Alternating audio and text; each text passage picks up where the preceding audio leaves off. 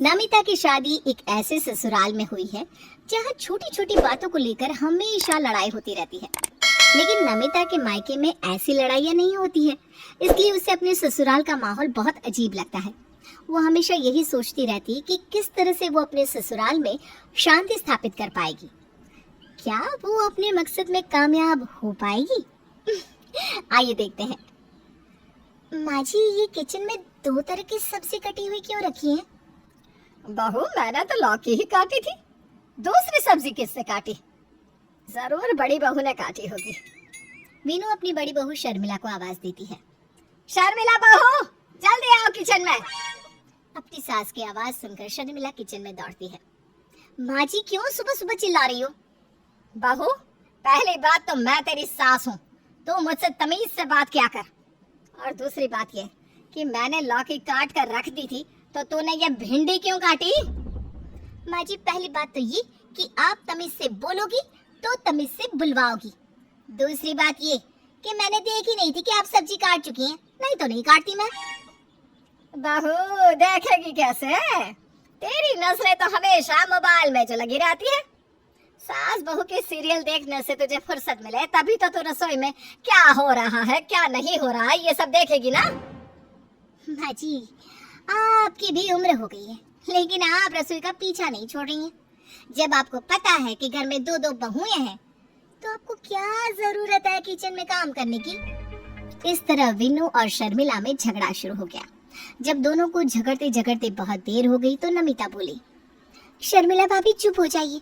माँ जी, आप भी शांत हो जाइए। एक काम करते हैं, लौकी की सब्जी अभी बना देते हैं और भिंडी की सब्जी शाम को बना देंगे।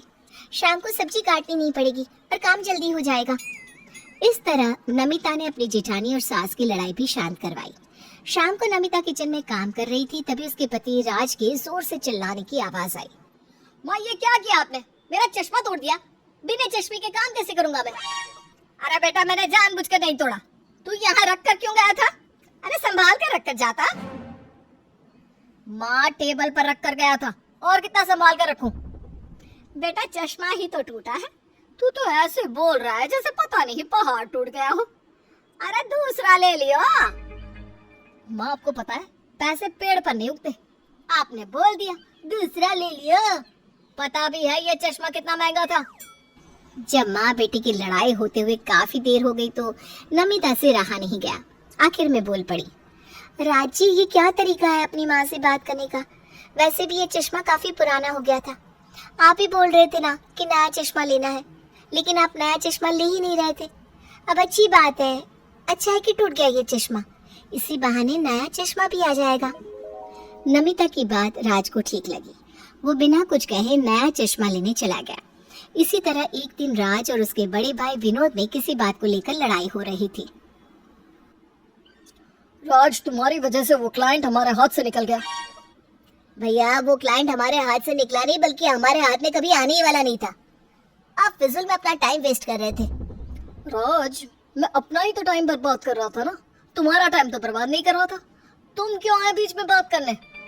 भैया, आप उस क्लाइंट के पीछे मुझसे लड़ रहे हैं। अगर आप किसी चीज को लेकर गलत है तो मैं आपको सही सुझाव भी नहीं दे सकता क्या? तू मुझे सही सुझाव देगा? भूल गया कि ये काम मैंने ही तुझे सिखाया है। मैंने तुझे बिजनेस करना सिखाया है। ऐसे ही दोनों भाइयों में जम के झगड़ा शुरू हो गया और झगड़ा बढ़ता ही चला गया। जब दोनों भाइयों को लड़ते हुए काफी देर हो गई तो नमिता ने दोनों को चुप कराते हुए कहा, अरे क्या हो गया है आप दोनों को? बच्चों की तरह क्यों लड़ रहे हो? राज जी, आपको भैया के मामले में नहीं बोलना चाहिए था। और भैया, क्या हुआ जो इन्होंने उस क्लाइंट को मना कर दिया? हो सकता है इस बार राज जी सही बोल रहे हो। ये कोई आखिरी क्लाइंट तो था नहीं। आगे से आप दोनों मिलकर और समझदारी के साथ ऑफिस के सारे फैसले लेना। नमिता की बात दोनों भाइयों को अच्छी लगी और दोनों ने एक दूसरे से माफी मांगी। रात को खाना खाकर सब अपने अपने कमरे में चले गए।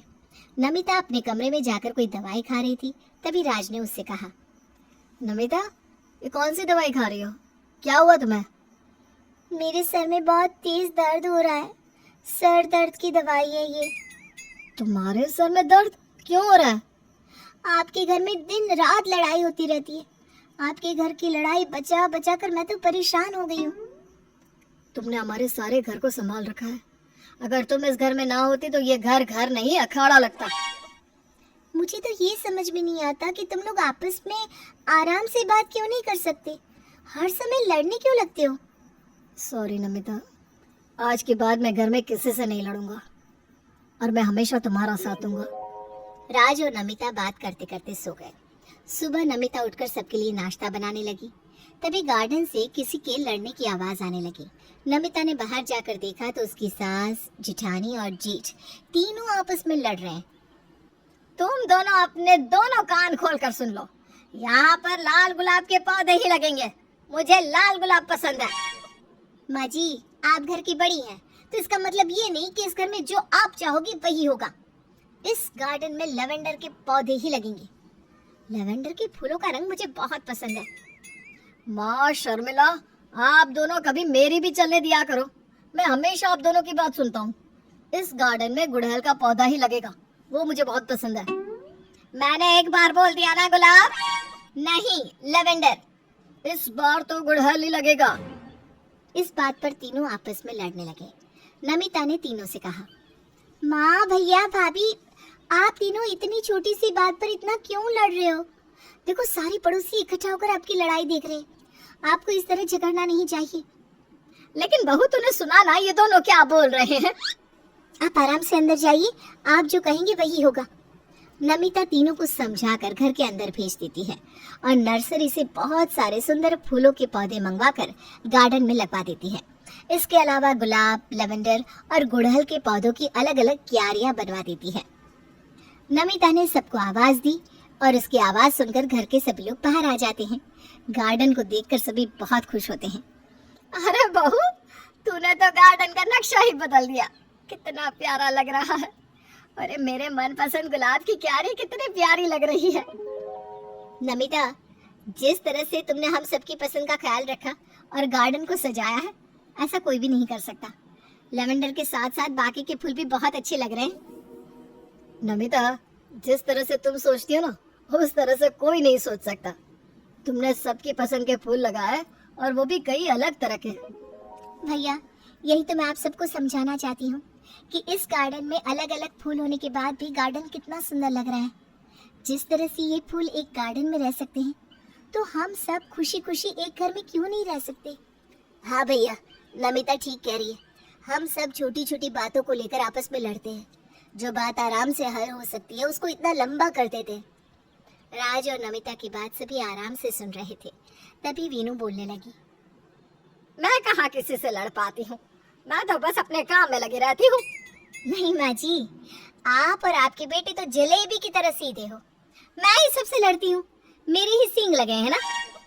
अरे तुम अपनी आपस की लड़ाई में मुझे क्यों घसीटती हो, मैंने क्या किया। इस तरह तीनों दोबारा आपस में लड़ने लगे।